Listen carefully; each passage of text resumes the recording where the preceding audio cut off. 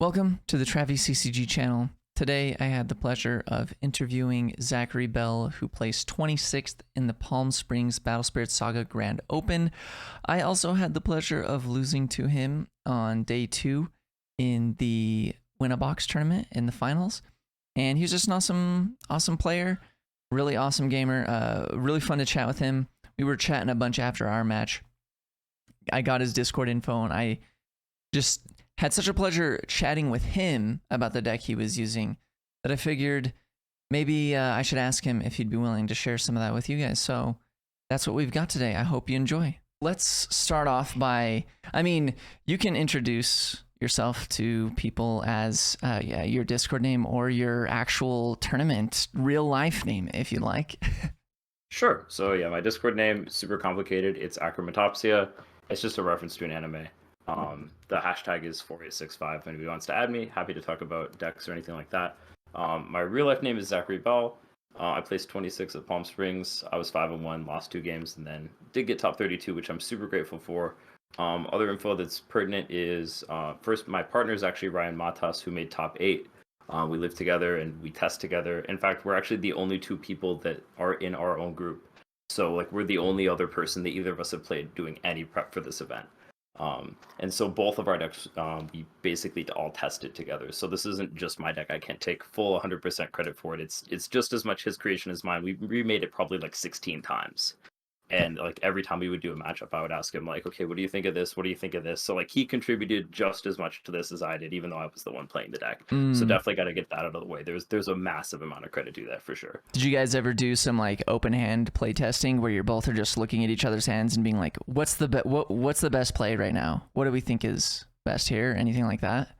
Yes, although the way we would do it is we would have the deck that we were trying to figure out the matchup for. Like, let's say I'm playing purple into Pterosaur, and I really want to figure out the matchup for purple. Purple has an open hand, and so he can see all my plays, and we can figure out what the best option is, but I don't know what Pterosaur has, because there's a subconscious inclination that if I see that they have, like, Burning Force or Volcanic Break, I might be more likely to play around something I know that they have.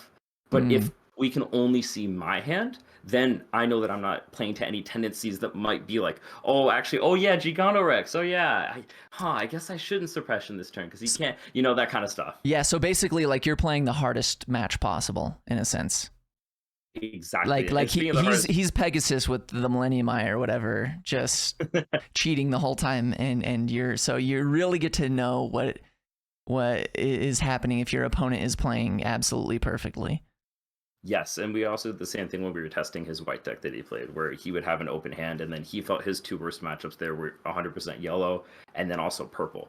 And so I would play like a bunch of different soul control builds against him, where his hand would be revealed and my hand wouldn't be revealed. And that was actually why he thought the matchup against purple was so bad, because I would just consistently get like the best draw against him, and it feels really bad in that scenario. But it turns out in middling draws, the deck actually still performs well. There you go. Well, you basically answered one of my first questions too, which was going to be basically, did you have a group of friends that you are also into the game that you're able to regularly test with, that they're, high skilled players as well? And it seems like you do have some of that. Just one person, really. It's just him. He's the one that got me into card games. He's the only person I practice with, only person I play with. What's really, really interesting is something he told me a while ago, was that like he finds that playing the game with like above average or mid-level players sometimes can be detrimental to strategy. And I'll get into that later, but I actually found that to be true. Because in testing, one of the big things I wanted for this deck was I really wanted to make sure that I didn't lose to Pterosaur, because it's an incredibly scary matchup. And I felt that I was just not favored at all in any way. I had tools, but ended up having to main board 2 suppression for it. And I found in the actual tournament, which I can talk more on, I found my strategy versus testing was completely different, and it felt like I was playing a different game. So I'm actually glad that I had such a high-level person to test with, because it's easier to go backwards to mid-level gameplay, but it's harder to start at mid-level gameplay and then all of a sudden skyrocket up to the highest level. Agreed. And so how long have you actually known about Battle Spirits Saga? And like, did you practice a bunch on Tabletop Simulator and stuff like that? And did you tell me about that? We knew about it back in January. So before this, I've been playing a game called Wheatcross, Selector Infested Wheatcross. It's a really pretty game. The mechanics are a little bit questionable, but it's a good, fun game. And we hadn't entered a tournament in a while, and this game was coming out, and he'd actually played the original game of it, way back when on his first Dang, very release. cool. And he actually went to nationals and top nationals with it like 10 years ago, which is crazy. That's so cool. Heck yeah. And so he was super excited for it. And as soon as we saw the cards, as soon as the cards were released, we went out. We had a black and white printer, but we bought a color printer just to print the proxies. Yes, and you're so. Oh my gosh, yes. so That's so good. the first week we had full proxy decks for every color. That's amazing. Wow, that's so cool. That's so awesome that you had someone in real life that you're able to, yeah, print out proxies and start doing real testing immediately. That's so cool. And do you think what drew you in was just in general the way the game plays and the mechanics, or did the like advertisement of a large prize pool have a significant way in your decision to start playing the game as well? Well, just for reference, like we've actually played dead card games. Like for example, one is Hack. Hack is a really good card game that's completely dead. There's no play in it at all, but it's really fun. And that was actually one of the first card games I ever played with him. And so it's actually just love of finding a card game with good mechanics. Yes. I played fighting games a lot, like years and years and years, and I just love fighting games so much. And what I love it for is the mechanics. And it's nice to have interaction. A lot of the games we played that were better just didn't have as much interaction. So like having a game with such depth of gameplay, with such a level of interaction, with so many good cards and so much creativity and openness and deck building is just like the ideal card game. I just love it so much. Very cool. And so we know that you did well enough in Palm Springs to get top 32, get your invite to the Pro Tour, and you beat me in the box tournament on day 2. But did you also play in Las Vegas? No, I didn't. We were thinking about it actually. The problem with playing in Vegas was that the boxes were so expensive. They were 130 a box, and we got them for 80 a box. And the problem was that's an opportunity cost of 50 a box. Times you can buy 8 boxes. That's $400 just for the product, on top of flights, on top of hotel. And it was like, man, is it not just more worth it to go to the Open? Because I know a lot of people that went to Vegas now can't get time off for Palm Springs. Yeah. And we were like, it might be smarter because there's no qualifier at this event. It might actually be more intelligent to wait so that we can make sure we have the time off for an event that does qualify. Yeah, that's completely valid. And I assume you're probably East Coast gamer. Yeah, I live in Virginia. Yeah, there you go. Yeah, for me, I mean, yeah, it would have been a little bit questionable for me as well if I was in your same situation. But fortunately for me, I only lived about 6 to 7 hours away from the Las Vegas event, and so it was a much more affordable. I only had to pay for one night of hotel, just Saturday night basically, and I drove down like super early Saturday morning. In hindsight, it was still a little unwise for me because the time crunch of like getting there, opening up 2 booster boxes, figuring out what cards I had, what starter decks I had to buy after that, make a deck, write a deck list down, like it literally came down to like seconds left before the tournament started. So it was, that's stressful. So it was I knew that I was being ambitious, but I didn't fully understand how ambitious I was until me and my wife were like ripping open packs, and I was looking at the time and I'm like, oh my gosh, I didn't do math right. But fortunately it worked out. But cool. Thank So God. I mean, I assume you're gonna be, I mean, we don't know where the Pro Tour's at yet, but I assume you're probably going to do almost whatever it takes to get there, right? Since you got your invite. Yeah, so the idea was like initially I was the one that, it's funny because he was actually waffling on it because we were trying to find a good deck for him. And I actually really wanted to go to Palm Springs from way earlier because my mentality was there's always going to be some level of variance to card games, and there's a chance that we read the field wrong or our decks play wrong, or maybe we draw the wrong half of our deck or get unlucky or whatever. If we go to both qualifying events, since Ohio is an easy 7-hour drive for us, if we go to both, it's the highest chance that we both get in. And since we're a training partner of 2, it'd feel terrible if one of us got to go to Pro Tour and the other is helping someone train that doesn't get to go. So the idea is if we go to both events, there's the highest chance of us both getting in, and we avoid variance as much as we can. And then now that has happened, yes, definitely we'll go to the Pro Tour. I'll try to make both Pro Tours. The goal is Worlds, and I'll be at every major tournament trying to do my best. Heck yeah, very cool. All right, my next question is, what has led you to play purple for this tournament that just happened, Palm Springs? I mean, so first when I started the game, I played red and I was like, wow, this deck's awesome. And then I played purple and I saw two cards. I saw Beldegor and I saw Deadly Bounce. And I was like, oh my God, this is the sickest thing ever. Mm-hmm. This is so cool. And the kind of archetype of like decks that I like to play are very trickster decks. Decks Yeah. that can represent something and then punish you for playing into it, even if you think I'm bluffing. So it's one of those kind of things where purple's really, really, really scary to attack into. And purple's really hard to disrespect. You have to respect it a lot. And that means that purple can posture, purple can have tricks. It's really hard to put purple on like an exact line of play because they can do so many different things. I felt that it really spoke to the versatility that I end up bringing to a lot of card games. But more than that, the reason that I like purple a lot is that I feel like if you build the deck properly, it can play any speed of game plan that you want.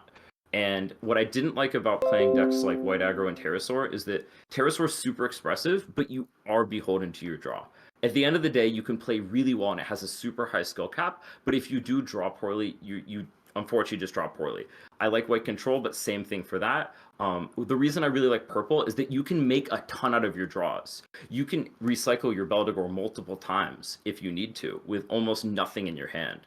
You have a lot of flexibility. You can play fast and try to end the game if you don't have the ability to really drag it out. If you don't have good cards, you can try to play mid game. If you know that there's no way you can rush them out, you can play a more control-oriented game and try to end the game through Netherworld Control or the Bacchus Curse Dragon combo. So it allows me to match the speed of my opponent's game plan and then counteract that through smart main and sideboard choices. And that's why I really like it. Yeah, I love your insight on this, and it's so intentional, which makes me really happy. For some reason, I don't know, I just I feel like I resonate a lot with all those things that you said. Yeah, for me too. When I first saw Beldegor, I was because I barely found out about Battle Spirits Saga literally 10 days before the Las Vegas event. Oh, wow. And I just spent the rest of those days like looking up every card online, looking up people's theory deck lists for things, and just like downloading tabletop simulators, shuffling hands just to see how consistent certain things were. And I remember looking at Beldegor the first time I read Beldegor, and I just thought, this has to be the best card. Like I just want to do whatever it takes to make this card do its thing all the time. I don't know. It's super cool. Yeah, just it's like so much like just value constantly. Like it comes out, it gets value. When it dies, something else dies. It comes back. It's like a +2 immediately because it comes to the board and something else on the board dies.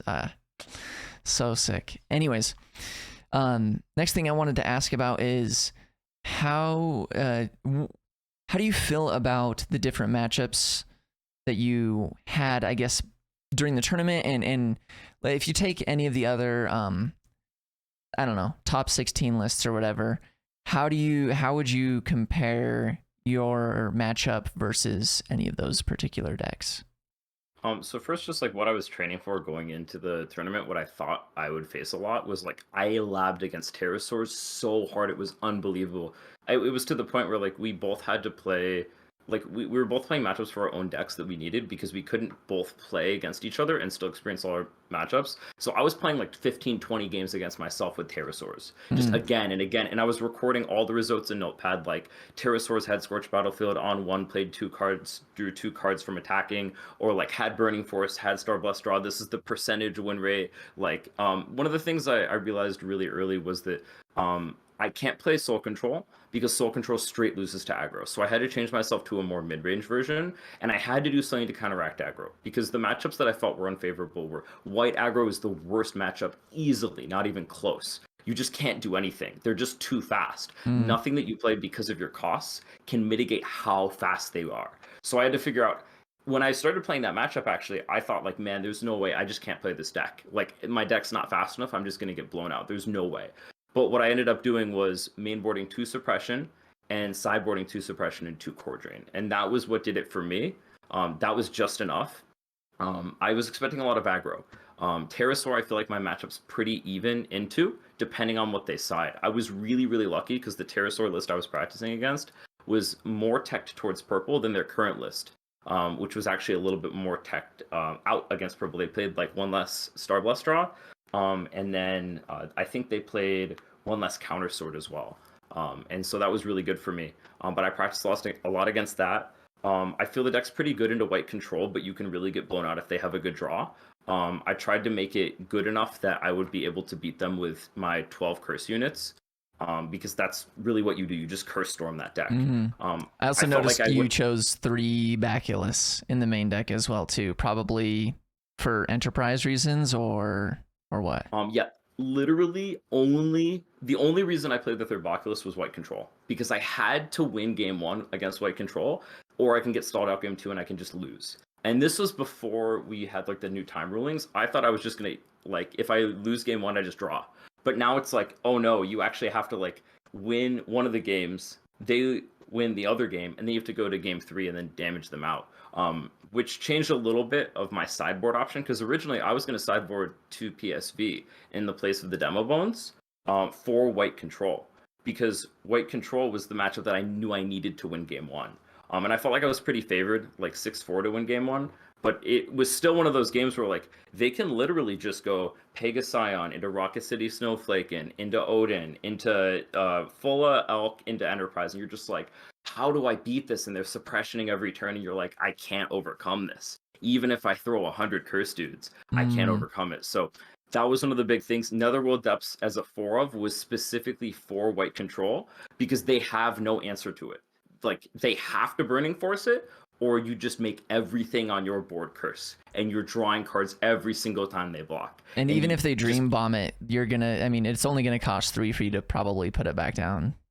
Yep. The hard part, I don't think people are playing white control as much now, but the hard part about this deck that you have to be careful of is you can't place like Rotting double Netherworld, or even just 2 Netherworld against a deck that has 1 Rocket City down, because if they place a second Rocket City and put cores on each, you're losing 2 cards for every card you draw. So that means if you draw 4 cards, or 2 cards, you have to discard 4. And so then you lose the game in like two attacks basically. Yeah. Yes. So actually, like, super unorthodox, but the third Burning Force in the sideboard was there for purple, and it was there for white control. Because if they had 2 Rocket City, it made my good Netherworld Depths into a card that actually hurt me. And then they could start attacking with Elephant and then making me discard my hand, which is like terrible. So you have to make sure that they, and it's weird because like you'd think, okay, how many times have I seen a white control player play 2 Rocket City? You'd be surprised how many times it comes up during testing. Yeah. So matchup spread, I would say confident against Nova. I feel like I'll almost always beat Nova unless they hit their perfect draw. I was really confident against Fabled Beast, but that didn't pan out. I just felt Netherworld Depths and the Baculus Curse Dragon combo were enough to beat them. I was super confident against Soul Control, because I felt like my game plan was just a little bit faster, and I just had more ways to win. Sometimes they're a lot brickier because they have a much bigger high end. And since I'm more low to the ground and I had the 2 Counter Sword, I felt confident in that matchup. I felt confident against Pterosaur because I practiced so much, even though I felt it was 5-5. I felt like my hardest matchup was easily white aggro. I felt like I would just lose that unless I got lucky. And then other than that, I felt pretty good about most of my matchups into the field. Yeah, very cool. I know something that I noticed from some people is that there's a decent amount of people citing Counter Sword, and something I literally didn't realize until, I don't even know if it was like round 6 of the tournament, where I realized that all of these people, their brains are so huge, they're probably citing Counter Sword because if they go to game 3, they can just, like, and it's in time, they just play a Counter Sword on your last turn and you're up life, and then you win the game. Yep. So crazy. You can do, like, insane tech with Counter Sword is like, if you go down, if you have an Ice Shield and you go down to 1 life, and you pay for Counter Sword, like, it's a terrible move to have to do this. But like, if the opponent's trying to trigger your Ice Shield, and their last attack is going to put you to 1 life, and it's late game, and you have cores, which you will, especially if you've Curse Dragon. If you have Counter Sword in hand, like, it sucks to pay 5 for that. You can literally pay 5, gain a life, turn your dead set Ice Shield back on, Mm-hmm. and then now you have it for next turn. So like Yeah. there's shit you can do with it. It's really cool. The other thing is like with Counter Sword, it's one of those really really really nice cards that it's like I don't have any issues against Nova, but if I ever do go to game 2 because they hit their perfect draw against me, I just win. Yeah. Um, if I'm playing against purple and it's like a really good player and it's a really close mirror, one counter sword can actually win you the game. It's so crucial. Mm-hmm. If they pay for the Mordred and you're like at a point, let's say they don't have core drain. Let's say you have a guy downed with 3 cores on him and it's a high priority target and they need to kill it. Let's say that they play the Mordred, remove 2 cores, you have 1 core on it, and then you bounce their Mordred with counter sword and they just paid 3 for it. Yep. And they it's don't like, get to do the ooh. attack with Mordred to finish off the kill. Yeah. Yep. Even if they get the value from Mordred, it's still really hard for them, and then they're down a blocker. Yeah. You can bounce Beldegors, although that's inadvisable. You want to bounce the Beldegor triggers. But there's so many times that like your opponent's like, okay, I have a Beldegor in the trash. I don't have my Ice Shield. I have maybe 1 Deadly Balance. I'll put a 4-drop on the field or 2, and I'll wall up. And then you counter sword the 4-drop to the top of their deck, and it's like, oh no, like I actually don't have anything I can do here. I might lose the game. Yeah. It's very strong for sure. Yeah. And the fact that that super strong effect is just free. It doesn't even matter what color that card is or anything. You're getting that really insane effect for free. Yes.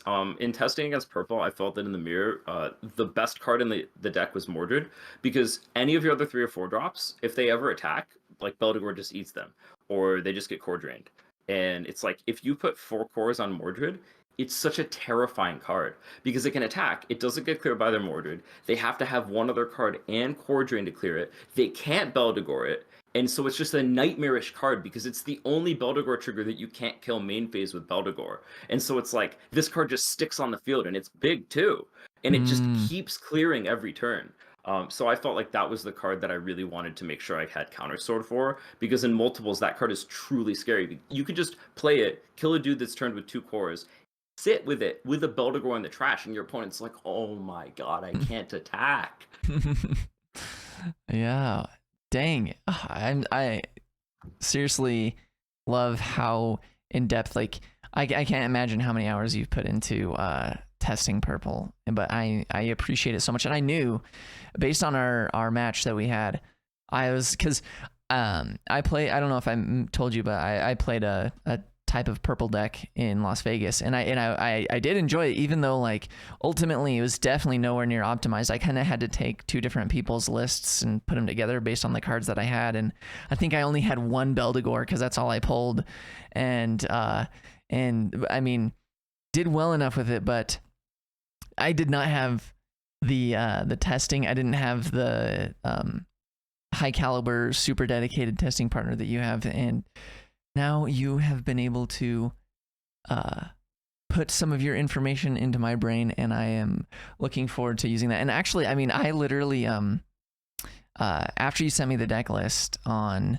Sunday, I really quickly just sleeved up the deck, and then I was able to make it home on Monday in time for our locals tournament. And I just played it there and won the locals tournament with it with no practice, because it was that good. And that's sick, man. Yeah, and I mean, I also had some experience with purple too, so I knew a bit what to expect. But yeah, it feels really good. And when I saw that you had 4 Netherworld in there, like it just made so much sense to me in a pure purple deck. I don't know. I mean, Netherworld is so strong. You gotta put it for. And something that I realized too is that with going back to, you mentioned Purple Smoke Valley a little bit earlier. When you look at it, you look at Purple Smoke Valley and you're like, oh, this is a 4 cost Nexus, and you look at Netherworld and it's a 6 cost Nexus. But in reality, they kind of are the same cost, because Purple Smoke only has the 1 reduction, so it can only get as cheap as 3. And Netherworld can get as cheap as 3, and it's actually not hard for Netherworld to get as cheap as 3.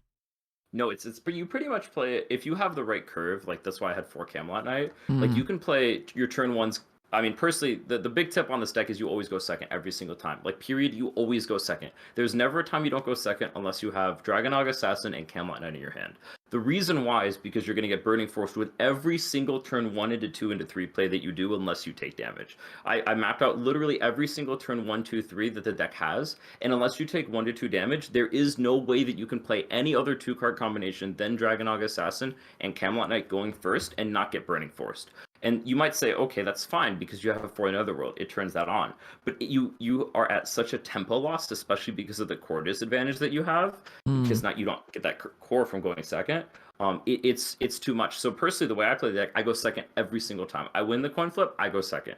Because starting second, you either play your Dragonog Assassin, you play one of your 3 Earth Spider, which that was the tech. If you play 3 of it, and your opponent plays a level 3 Spirit going first, you kill the level 3 Spirit turn 1, and that's such a huge boost to your win percentage. Like against Pterosaur, if they play Bearded Eagle with 1 core on it, maybe they didn't get a good curve. Like, and you play Earth Spider and you attack, they're like, no. Even just a Dino lost, Man, like, even just a Dilophosa. Like they have a bunch of 3 costs that are really, really strong, but they're only going to have 1 core on them turn 1. Yeah.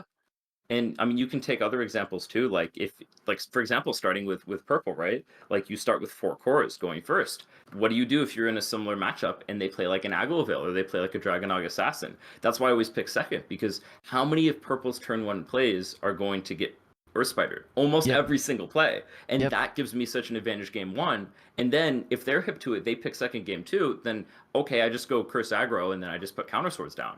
And so that's a big thing. Cavalier is your best play on 1 every game because they can only Starblast draw for 2. That's the only time that you can play Cav and know that if they have Starblast draw, they're not getting their full value.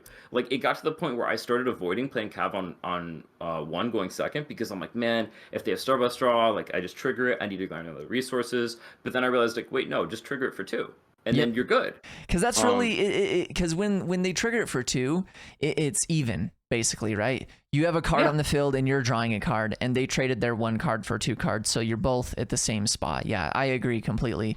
Whenever I was playing this card, especially post Las Vegas, because definitely got punished a lot in Las Vegas from the Starblast draws from some red players, but I definitely paid attention much more after that, where if I was going to be summoning Lancer later in the game, especially against a red deck, I would make sure I can see like how many cores can they spend 2 right now as well, like it, or if it's like if they can spend 2, do they have to kill their units?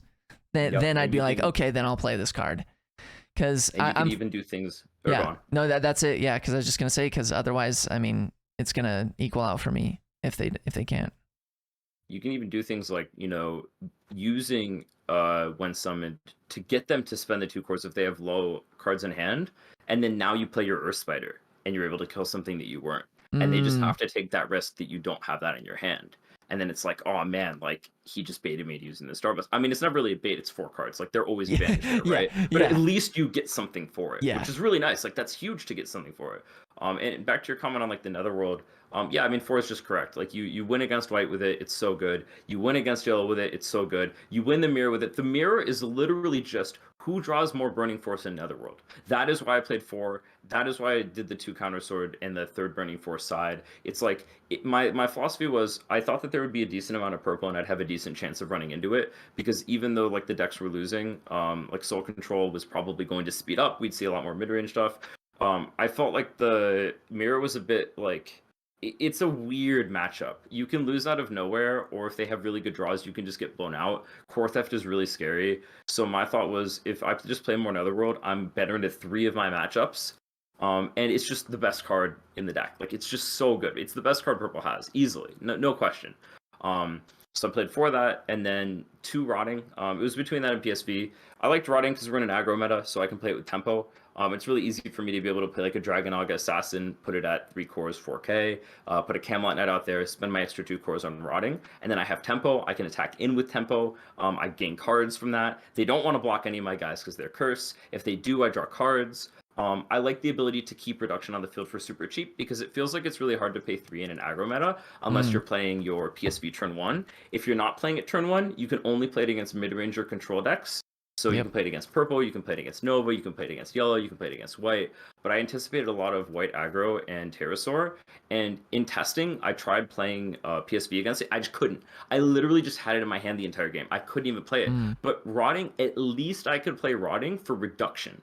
And there Yeah. were some times where it mattered because if I'm attacking in with an Ice Shield and I have a play to be able to do, like, let's say they just attacked with 2 or 3 Pterosaurs. If I attack with my 4-drop, I deal the damage. I attack with a second card. I deadly balance my own 4-drop on flash of my second attack. It brings back Beldegor. They have to select a target for deadly balance. Beldegor resolves. It kills their other 3-drop they attacked with last turn. Now I have another attacker in front of Ice Shield. I just gained cards from doing that as well. Mm-hmm. So it does work. I like PSV so much for white control. It's amazing. PSV draws you more cards over time. I love that you can core theft with PSV and get your card back if you spent it for 1. That's insane. I love that you can core drain main phase and draw cards main phase with core drain or Mordred from PSV. I'll definitely be testing with it. I wanted to sideboard it against certain matchups. But ultimately, the whole purpose of this deck was just not to lose to aggro. So I played the more consistent card that I could play with tempo. I put the 2 demo bones in specifically for the aggro matchups so that post sideboard I could side out my Boculuses for demo bones, so I would have a more consistent curve, and I could blitz them out of nowhere with 3 or 4 attacks on a turn where they don't have a set. And if they try to Burning Force me, I have so many small guys they can Burning Force too, but they can't kill my whole board. That was like the thought. Or I just have more chump blockers, or I have a bridge to my curve and I can play 3-drop, 1-drop, 4-drop for 2 reduction, stuff like that. And it did work well, although I'd probably play different cards in the sideboard in the future. Gotcha.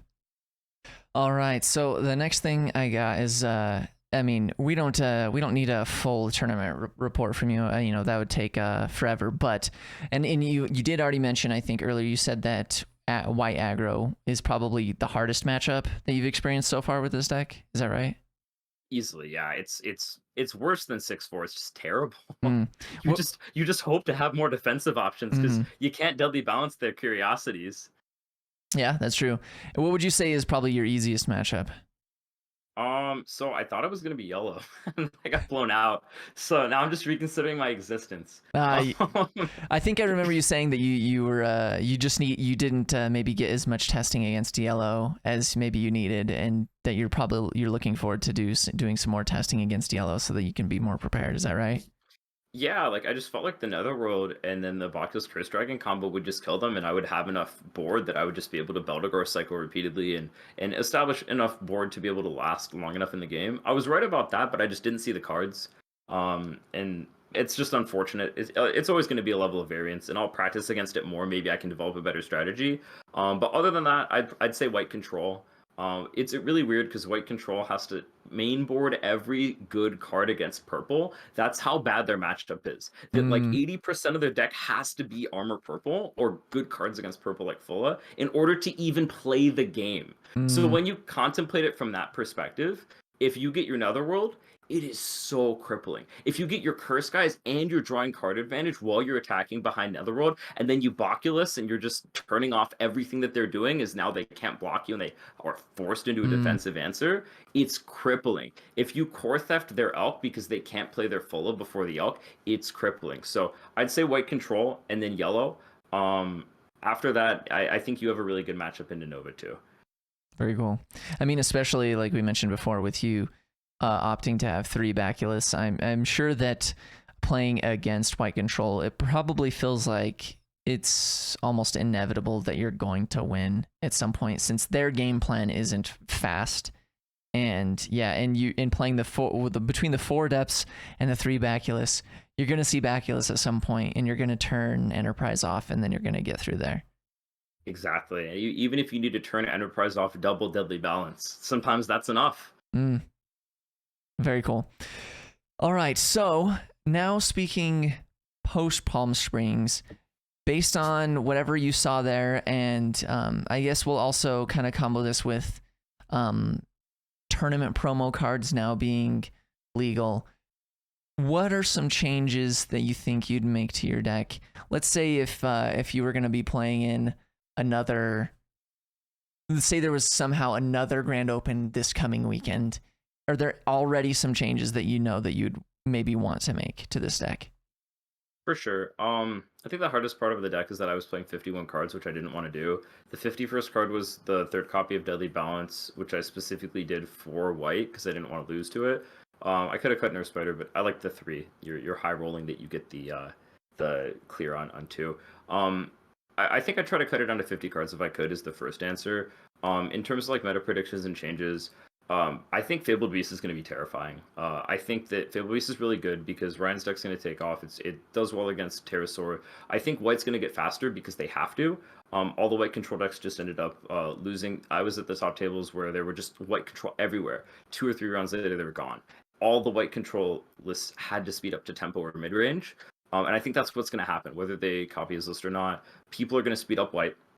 Yellow is going to be terrifying. It's going to have the Fabled Beast Eagle. It's going to be really good. White is going to get Axe Spider, and that's going to be really hard as well. So my predictions are that those decks are going to be prominent. So personally, I have to side to Dream Bomb. I don't want to. It's 5. It's hard to play.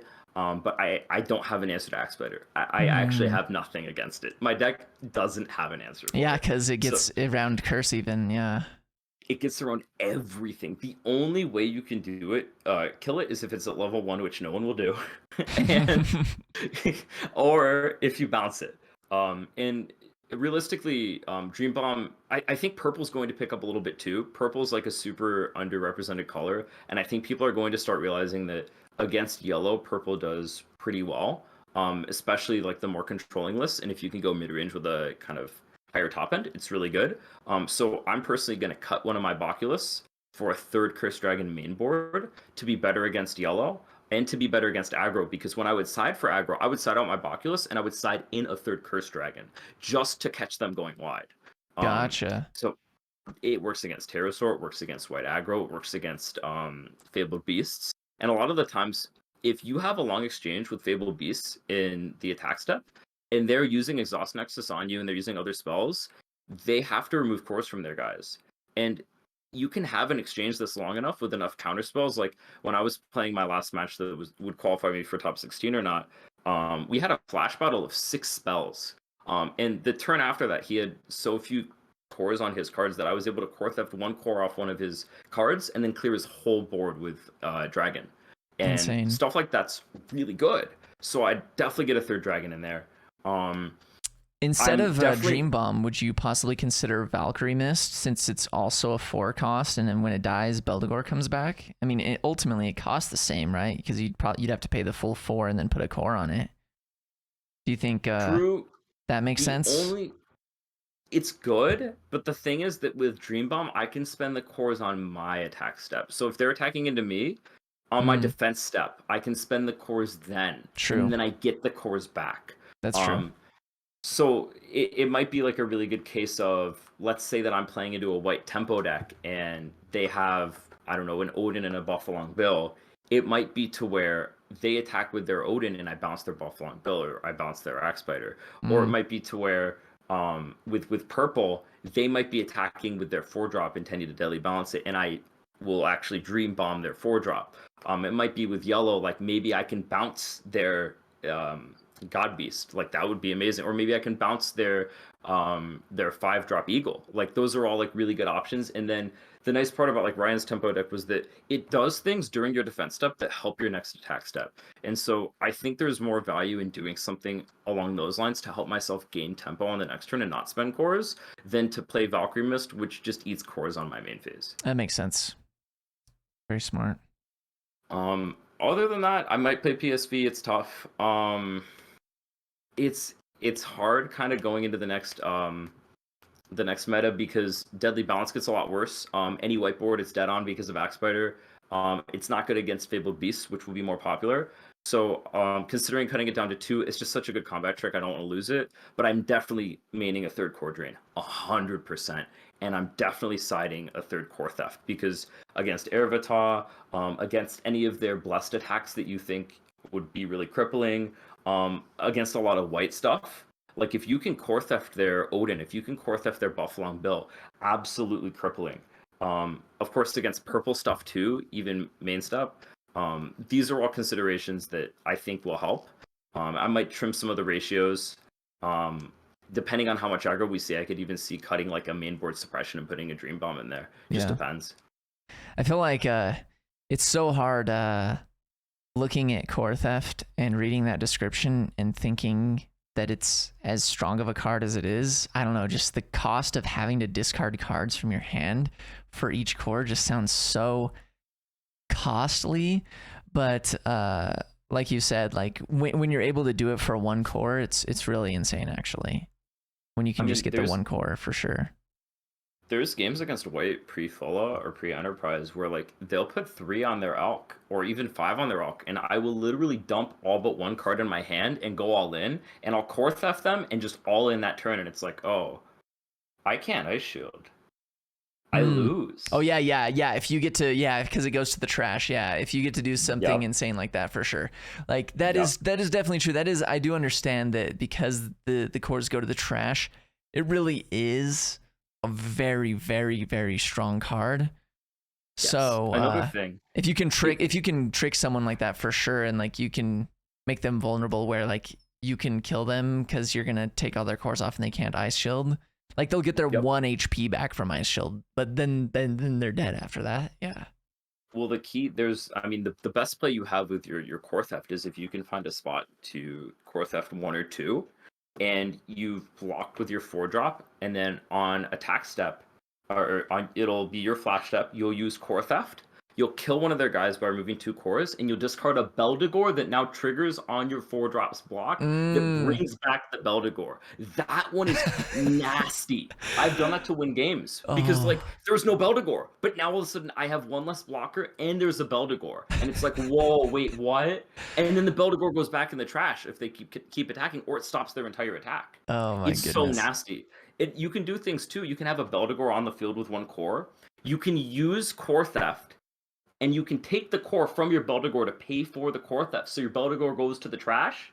Then you can kill something to discard a second Beldegor so that 2 Beldegors, when you had 0, trigger from your 4-drop. There's so many nasty things Purple can do by using their Beldegor's 1 core to pay for things like Deadly Balance or Core Drain or Core Theft, that now it goes to the trash, and then your Battling Spirit then activates it, and they weren't expecting it. Like, Purple's such a tricky color, and like, how do you account for those things as an attacker? It's so difficult. Yeah. And that's what I love about Purple, is that it has truly unanswerable combat tricks.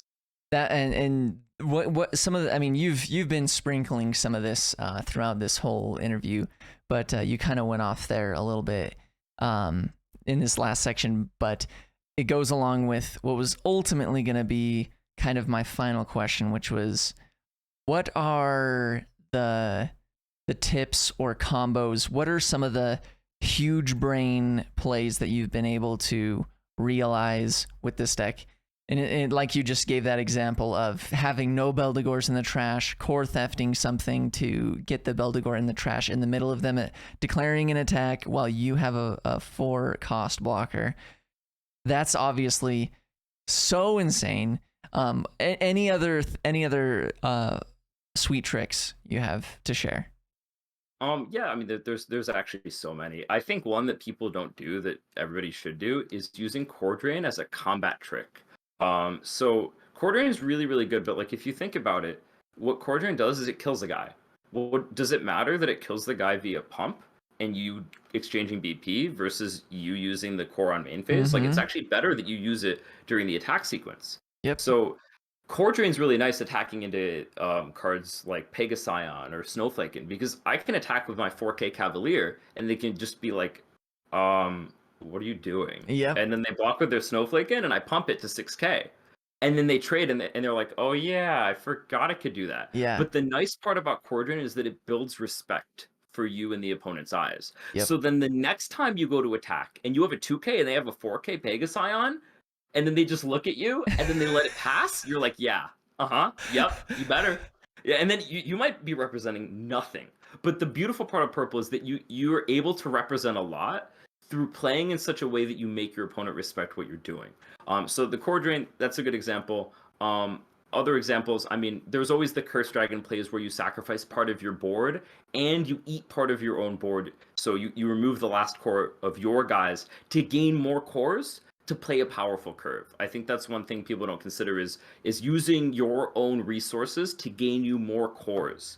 Yeah. So it might be that you're behind enough that you need to be able to play a board after Curse Dragon and be able to Ice Shield. And it might be that the only way that you can do that is to clear some of your own spirits to gain their cores. Because let's say I clear 3 of my own spirits, I gain 3 cores from that. If I have enough cards in my hand, I might still be able to defend with better cards like 4-drops, get those cores, and then use those cores for Ice Shields. So that's another one.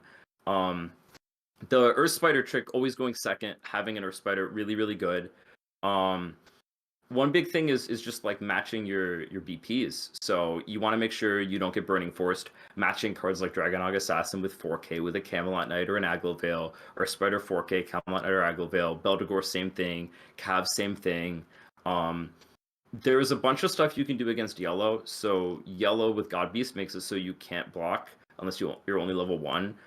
You can put Cav to level 2, and you can put Earth Spider to level 2. You can put all your Beldegors at level 1.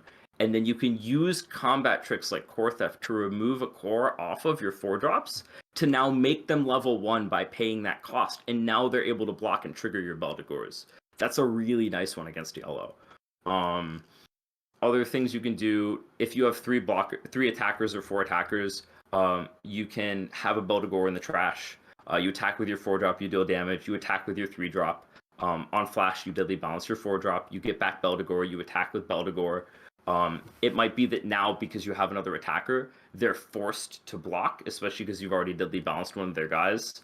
If you're able to set up a situation where they basically have to block one of your guys, and you're able to deadly balance your Beldegor back to the trash, then you can get another blocker back again. And actually in round 4, I did that to my white opponent, where I attacked with 2 of my Beldegor triggers. I triggered one for a Beldegor. I traded the Beldegor, and then I deadly balanced to get it back, and I got 4 attackers out of 2 attackers that turn. So there's a lot of potential. It's actually crazy, and the idea of leaving Beldegor at 1 core to pay for cards like Core Drain or Core Theft to put it in the trash so that your 4-drop blocker now triggers it is such a great idea. Like, you should always be able to make your own Beldegor go into the trash at any time you want, as long as you won't get punished for it by other things. Like, you might need to make sure you can't get Burning Forced. You might need to make sure they can't pressure you or Exhaust Nexus. You might need to have it at 4, but if you can avoid it, and if you can have it at 1 and remove that core, super, super huge. So those would be like the main tips and tricks. The deck is really, really tricky. So you can dump a lot of stuff with Core Theft that they're really not expecting. I've dumped 3 Beldegors with it before. Like, a question regarding that too is, I haven't looked this up, but I assume that you would probably know. If you have multiple Beldegors in the trash, when a single 4-cost dies, can you just summon all of them? You can summon as many as you want, yeah. As many as you can pay for, ultimately. As many as you can pay for, yes. That is beautiful. One thing that's interesting though is, like, I think thought rigidity is actually something to avoid as a purple player. I think you really need to be fluid. So there's a lot of times that I've had like 2 Beldegor triggers up, and I've had a defense, and I've had suppression. And my first thought was like, if I can avoid using the suppression with Beldegor triggers, it's a lot better for me. But I might end up being in a situation where paying for the Beldegor means that if they have a combat trick like Dream Bomb, or if they have another way of clearing my guy, that I might actually end up dying or not having enough cores for my Ice Shield. So I might actually try to save my resources as long as I can, and I might actually make a hard choice if my guy dies, and I actually decide not to bring back the Beldegor so that I have the cores to do the suppression. And then I'll be able to use that in front of the Ice Shield, so that I save the Ice Shield for next turn. So I think it's really easy to get caught up in like, oh, I have all these Beldegor loops or all these deadly balance plays or all this. I think you want to try to save your tricks for as long as you can. Yeah. I think there's a lot of turns you'll go into it thinking I'm going to deadly balance my own downed 4-drop that I attacked with last turn to kill a guy and bring back a Beldegor after they've attacked with 2 guys, because now they're going to kill one of the guys they attacked with, and I have a target for Beldegor every time. And that's a great play. That is an awesome trick. But you might not always want to do that. You might just want to take the 2 damage, and your opponent might want to leave their 3rd guy standing because they don't want to overcommit to the board in case you're going to all in them.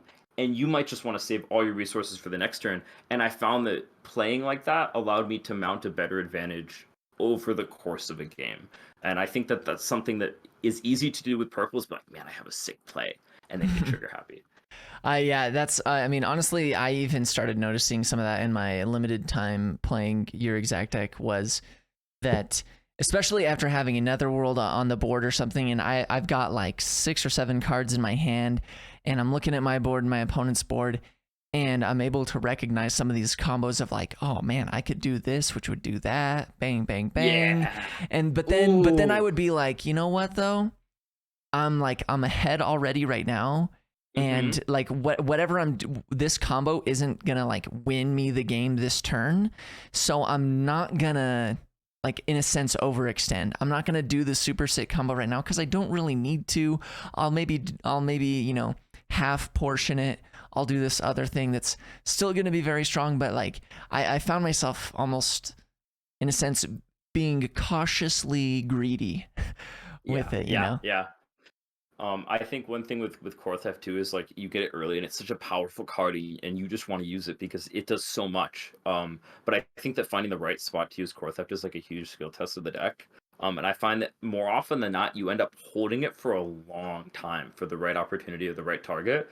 And funny enough, sometimes you get rewarded by getting your second copy. And it's like, oh my god, I can dump my entire hand to Core Theft 2 guys with 3 cores. And now, if I run my Beldegor loops properly, because my Netherworld draws me cards and my Deadly Bounce only costs 1, I can Beldegor loop my way into 5 attackers and literally kill them past their Ice Shield where they get the health back. And those situations are real and they do happen. And then you run the game back and you're like, man, if I had Core Thefted their 3-drop turn 3 and just to get their Ice Shield, like, I wouldn't have even won that game, but because I saved it, I actually did. Stuff like that. Awesome. Well, I think that's basically going to wrap it up. Thank you so much for joining me and accepting this interview. It was super awesome. I'm looking forward to seeing how this meta progresses. Looking forward to seeing you play purple, or you know, if you end up playing any other deck. I'm curious. I'm so curious to see what you do and the reasons you do it. And I just in general, I just appreciate the brain power you've put into creating and selecting your card choices for this deck. So yeah, I just gotta say thanks a ton. Appreciate you, man. Thanks for having me.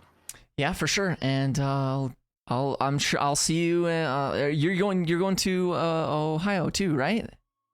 Yep. Yeah, because you said it's a drive. You said it's a drive for you. So cool. I gotta make top 8 or at least top 16. Like I have to redeem myself. Yeah. I can't go 5-1, lose twice and miss it, and then miss it again. I gotta get it this time. Get the monies, get the play mats, get the prestige. That's what it's for, man. Yeah. It's all about the spirit of it's the heart of the cards, man. That's what it's all about. All right. Thanks for having me, brother. Yeah, you're welcome. Thank you so much.